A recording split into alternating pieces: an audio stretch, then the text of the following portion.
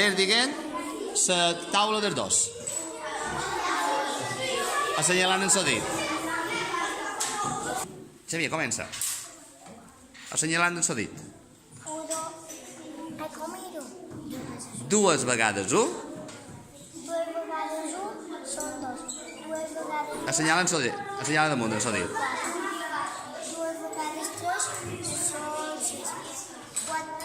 Dues vegades quatre són vuit.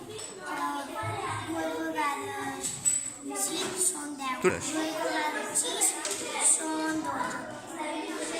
Dues vegades set són 14. Dues vegades són 16. Dues vegades nou són 20.